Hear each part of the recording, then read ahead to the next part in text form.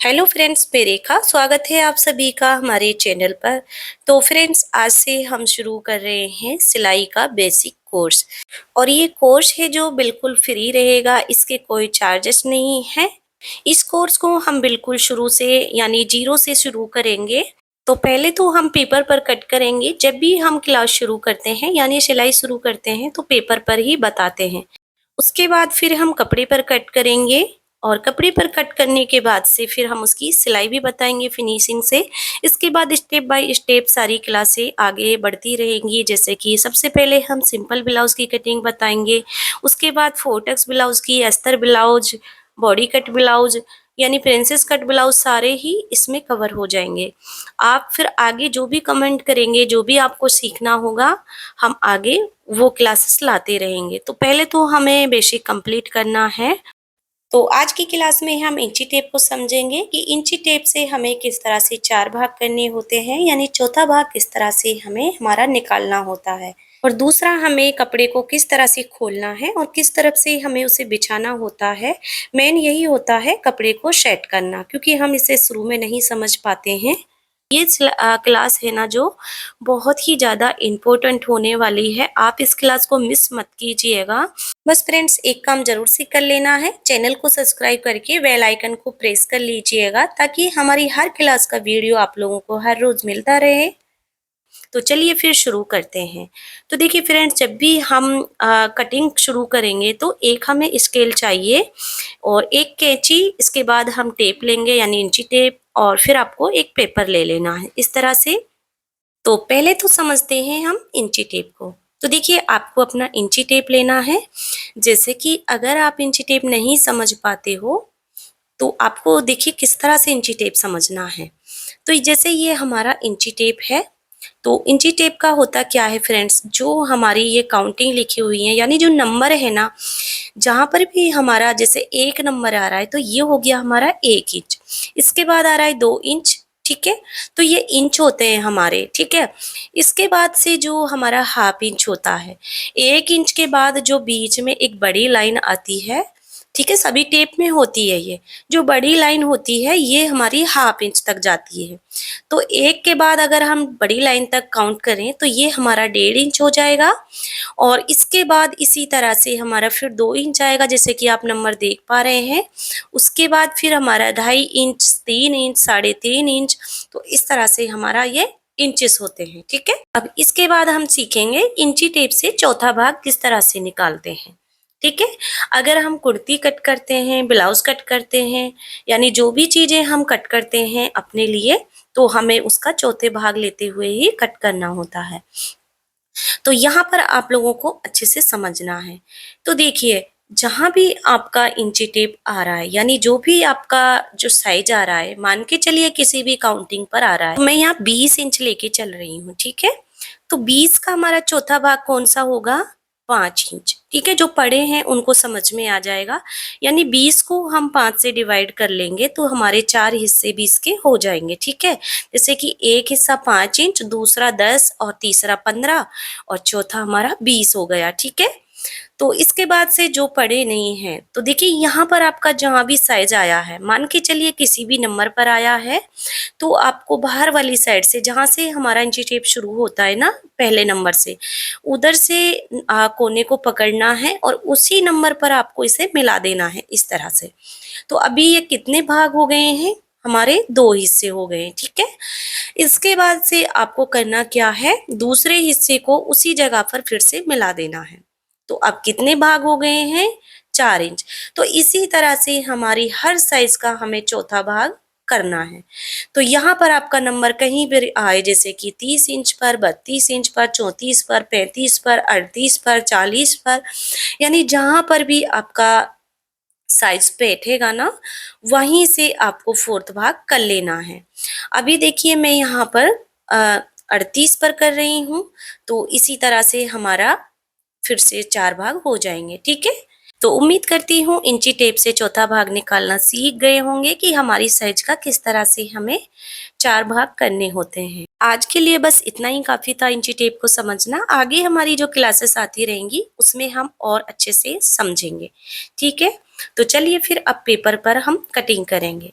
तो यहाँ पर फ्रेंड्स सबसे मेन समस्या यही आती है कि हमें पेपर को किस तरह से फोल्डिंग करना है, यानी कपड़े को किस तरह से फोल्डिंग करना है। आप मान के चलिए ये हमारा ब्लाउज पीस है, ठीक है। तो यहाँ पर हमारा पीस है जो तय में हो रखा है, तो उसको ओपन करना है इस तरह से, यानी खोल लेना है। तो यहाँ पर फिर से हम खोल लेंगे, तो हमने एक लेयर में अपने कपड़े को कर लिया है। इस तरह से आपको ना अपना कपड़ा है जो खोल लेना है, बिल्कुल खुला हुआ है, कहीं से भी इसकी फोल्डिंग नहीं है, ठीक है। इसके बाद आपको करना क्या है फ्रेंड्स, कपड़े को इस तरह से फोल्ड करना है, यानी जब भी आप सूट या ब्लाउज कट करेंगे तो हमें फोल्डिंग चाहिए।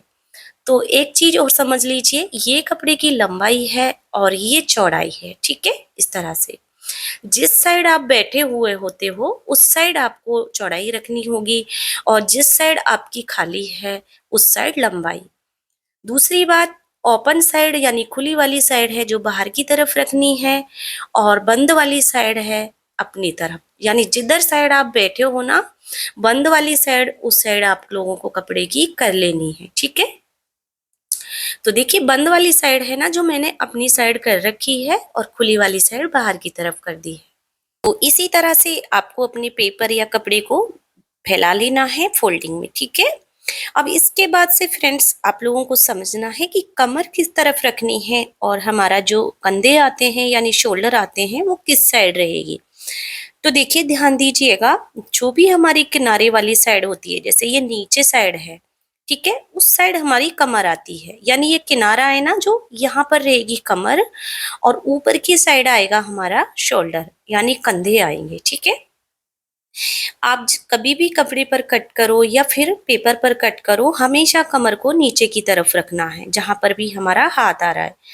अब उसके बाद से जिधर से हमारी कमर रहेगी ना, वहां से आपको एक एक इंच पर मार्किंग कर लेना है। फिर से बोल रही हूँ, प्लेन ब्लाउज का बता रहे हैं हम।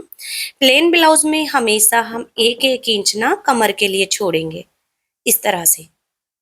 तो यहाँ पर मैं एक एक इंच पर मार्किंग कर रही हूँ। ये हमें कपड़े पर हर साइज में छोड़ना होता है जो हमारा प्लेन ब्लाउज होता है, क्योंकि ये हम ना अंदर की ओर फोल्डिंग करते हैं, पट्टी जिस पे हमारी तुरपाई होती है उसी के लिए होता है। तो देखिए इस तरह से हम इसे फोल्ड कर देते हैं। तो सिंपल ब्लाउज में हमें बैक में कितना छोड़ना है, तुरपाई के लिए 1 इंच, ठीक है। तो 1 इंच छोड़ने के बाद से फिर हमें लंबाई लेनी होती है ऊपर की साइड को, ठीक है।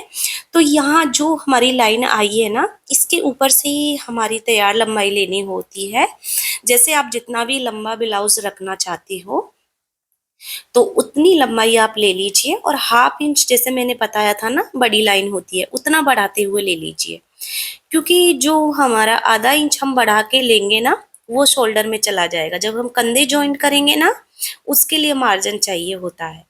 तो आपको ना 2 से 3 निशान लगा लेने हैं ऊपर की साइड लंबाई में इस तरह से, और फिर आपको ऊपर से भी लाइन को सीधा कर लेना है। तो ये हमारी दोनों साइड ना लंबाई हो चुकी है।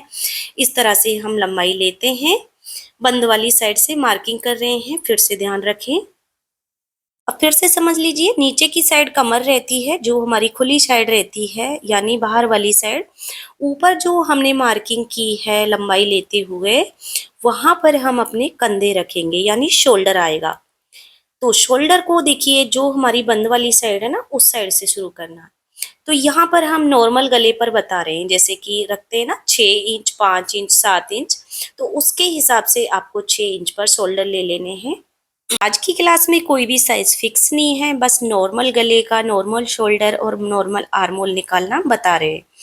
तो जहां पर हमारी लंबाई निकली है ना, वहां पर हम नॉर्मल गले के लिए 6 इंच शोल्डर ले लेंगे। तो देखिए किस तरह से लेने हैं, जो बंद वाली साइड है ना उस साइड से रखना है इंची टेप, और जहां पर 6 इंच की दूरी आ रही है ना वहां पर आपको एक निशान लगा लेना है। निशान उसी लाइन पर बनाना होता है जहां पर हमारी लंबाई निकल कर आई है, देखिए इस तरह से, ठीक है। तो यहाँ तक हमारा शोल्डर आ चुका है। अब इसके बाद से हमारा जो आर्मोल होता है यानी जिसमें हमारी बाजू जॉइंट होती है वो निकालना है हमें।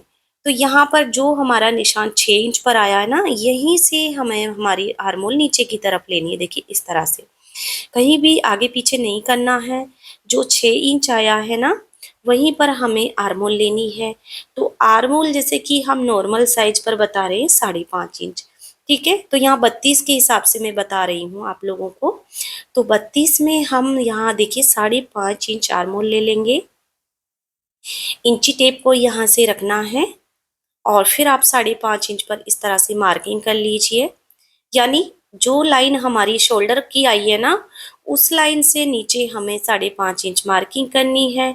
और फिर हम इतना ही जहाँ पर हमारी आर्मोल आई है ना, उतना ही फिर हम वहाँ से नाप लेंगे, ठीक है, शोल्डर की बराबर यानी 6 इंच। फिर हमें क्या करना है, ऐसे सीधी लाइन बना देनी है। तो ये सारे निशान हैं जो हमारे बाहर वाली साइड की तरफ लगेंगे, जैसे कि आप देख पा रहे हैं जो खुली वाली साइड है। तो अब आपको समझ में आ रहा होगा, ऊपर की साइड शोल्डर ले लिया है ये, और नीचे हमने ये आर्मोल वाली लाइन भी निकाल ली है, ठीक है। अब इसके बाद से ये कुछ इस तरह से एल टाइप में बन जाएगा। जो हमारी आर्मोल निकली है वहां से हम लाइन को बाहर की तरफ कर देंगे, क्योंकि यहीं पर हमारा सीना आएगा। जब आपकी जो भी साइज होती है यानी सीना होता है, जहां पर हमारी जो आर्मोल आई है ना, वहीं से हमें सीना लेना होता है। ऐसा नहीं है कि हम सीने का निशान नीचे से लगा दे, जैसे कि यहाँ से बिल्कुल भी नहीं लगाना है। जो हमारी आर्मोल वाली लाइन है ना, वहीं से हमें सीना निकालना होता है। तो जैसे मैंने शुरू में इंची टेप को बता दिया था, जैसे कि मैं 32 पर जाऊंगी, यहाँ 32 साइज से हम निकालेंगे। तो 32 का चौथा भाग हमारा होगा 8 इंच। अगर आप नहीं समझ पा रहे हैं तो वही काम करना है जो हमने शुरू में बताया था। टेप को 32 से फोल्ड करना है इस तरह से, और फिर से हमें एक फोल्ड कर लेना है। फिलहाल हमारे 2 हिस्से हो चुके हैं, और फिर हम फोल्ड करेंगे तो ये हो गए हमारे 4 हिस्से, ठीक है। अभी देखिए फ्रेंड्स, जो बंद वाली साइड है ना, यानी जो हमारी फोल्डिंग साइड है, हमारी तरफ से इंची टेप को रखना है हमें इस तरह से। कैसे रखना है, इस तरह से। अब जहां भी आपकी फोल्डिंग की दूरी आएगी बाहर वाली साइड पर, वहां पर आपको निशान लगा लेना है। तो ये निकल जाएगा हमारा चौथा हिस्सा, ठीक है। इस तरह से हमें सीने का निशान लगाना होता है। तो जैसे कि 8 इंच मैंने बताया, अगर हम 8 इंच पर रखें तो ये हमारा फिक्स आ रहा है, ठीक है। तो उम्मीद करती हूँ यहाँ तक समझ में आ गया होगा, ठीक है। ये तो हो गया हमारा फिक्स यानी फिटिंग। जब हम हमारा चौथा भाग ले लेते हैं ना यहाँ से, उसके बाद से हमें इसमें मार्जिन बढ़ाकर लेना होता है। तो यहाँ पर मार्जिन या तो आप 1.5 इंच ले लीजिए या फिर 2 इंच पर फिक्स रखिए। तो ये हमारा मार्जिन जो है ना, वो फिक्स रहेगा किसी भी साइज में। तो मैं यहाँ 2 इंच का फिक्स रखती हूँ, हमेशा मैं 2 इंच का मार्जिन लेती हूँ। तो मैं बाहर की तरफ ना 2 इंच बढ़ा ली हूँ इस तरह से, और लाइन को फिर से हम जोड़ देंगे।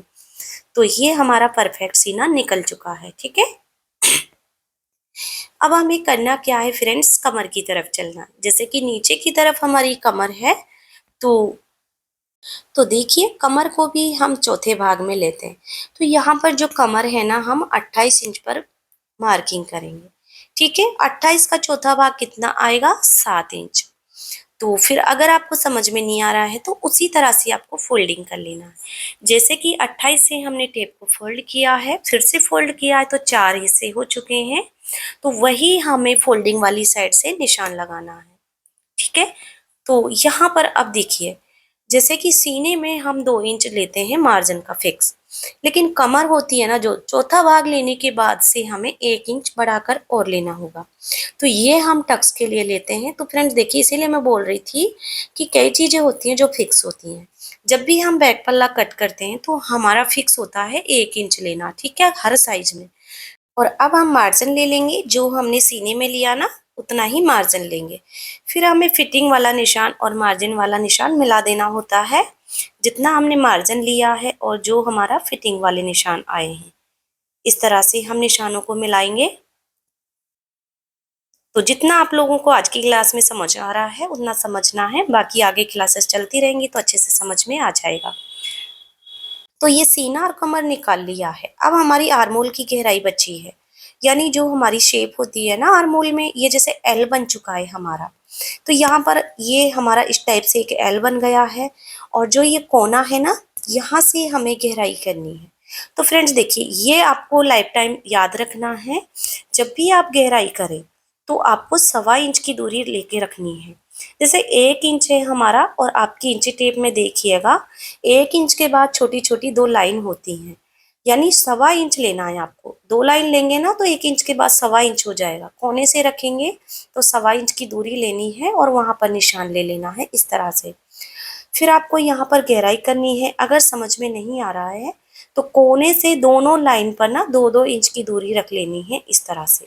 बीच में हमने 1.25 इंच की दूरी रखनी है और दोनों लाइन से 2-2 इंच की दूरी रखनी है। फिर आपको इन तीनों निशानों को इस तरह से शेप दे देना है, यानी अपने आप एक राउंड शेप आ जाएगा। ये परफेक्ट गहराई होती है हमारी, ठीक है। या फिर आप जो शेप देने वाला स्केल होता है ना वो भी रख सकते हैं, उससे भी गहराई कर सकते हैं शुरू में। तो यहाँ पर मैंने गहराई कर ली है और देखिए फ्रेंड्स, हमारी आर्मोल भी यहाँ पर शेप में आ चुकी है। अब ये देखिए, एक हमारा जो आर्मोल की गहराई हुई और एक हमारा जो मार्जिन हुआ, ये हमारे फिक्स होते हैं, यानी हर साइड में। ये चीज़ें भूलनी नहीं है आप लोगों को, ठीक है। अब हम गले का निशान लगा लेते हैं। तो जो हमारी बंद वाली साइड होती है ना, उधर से हम गला निकालते हैं। तो यहाँ पर नॉर्मली मैं ना 2.25 इंच की दूरी रख रही हूँ गले के लिए। बस आप लोगों को समझना है कि कौन सी चीज़ किधर साइड से लेनी है। बंद वाली साइड से गले की चौड़ाई लेते हैं, जो हमारी शोल्डर वाली लाइन है ना वहां से। इस लाइन से हमें चौड़ाई ले लेनी है। ये निशान हम अपनी साइड से लगा रहे हैं जिधर हमने बंद को रखा है, ठीक है। और लंबाई में यहाँ 6 इंच रख रही हूँ। जैसे कि आप जितना भी बड़ा गला पहनते हो ना, आपको शोल्डर वाली लाइन के नीचे से लंबाई रख लेनी होती है इस तरह से। तो मैं 6 इंच नीचे पर निशान लगा ली हूँ और नीचे से चौड़ाई आप 2.5 से लेके 3.5 इंच तक रख सकते हैं गले की। तो पहले हम यहाँ पर 3 इंच पर ही मार्किंग कर रहे हैं। जब आप नीचे से चौड़ाई ले लें और ऊपर से चौड़ाई ले लें, फिर आपको ना इस तरह से इन लाइनों को मिला लेना है। तो ये आपकी तरफ एक बॉक्स बन जाएगा इस टाइप से, ठीक है। गले के लिए इस तरह से एक बॉक्स रेडी हो जाता है हमारा। इसमें फिर हम ना शेप दे लेंगे राउंड नेक का।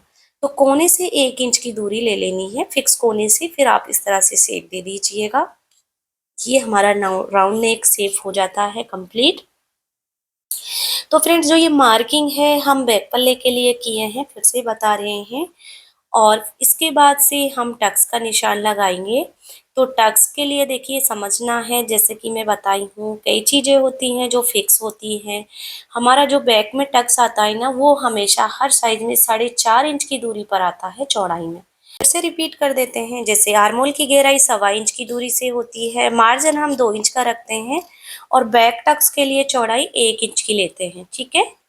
और ये फिक्स होती हैं, लेकिन हमारे जो ये शोल्डर है, आर्मोल है, इन्हें हम साइज के हिसाब से चेंज करते रहते हैं, ये भी ध्यान रखना है। तो मैं देखिए बंद वाली साइड से अपनी तरफ से ना 4.5 इंच की दूरी रख रही हूँ। खुली वाली साइड से नहीं, बंद वाली साइड से रखना है 4.5 इंच दूरी पर। ये आगे भी हम इसी तरह से लेते रहेंगे हर ब्लाउज में, ठीक है। और लंबाई यहाँ हम अपने अकॉर्डिंग रख लेंगे अभी के लिए, ठीक है, टक्स के लिए। और देखिए, जो हम 1 इंच बढ़ाते हैं ना साइड में टक्स के लिए, जैसे हमने जब बढ़ाया था कमर ली थी, तो वो वाला हिस्सा ना हमें यहाँ पर ऐड कर देना होता है। जैसे सेंटर निकाल लेते हैं ना जब हम 4.5 इंच दूरी से, तो यहाँ पर हाफ हाफ इंच दोनों साइड से लेते हैं तो 1 इंच आ जाता है हमारा। फिर इन दोनों हाफ हाफ इंच की दूरी को ना ऊपर लाइन से हमें कोने से मिला देना है। देखिए इस तरह से मिलाते हैं ना तो हमारा एक तिरछे में टक्स रेडी हो जाता है इस तरह से। तो फ्रेंड्स देखिए, हमने बैक पल्ले की मार्किंग कर ली है। तो इस तरह से हमें कपड़े की फोल्डिंग करने के बाद से निशान लगाने होते हैं।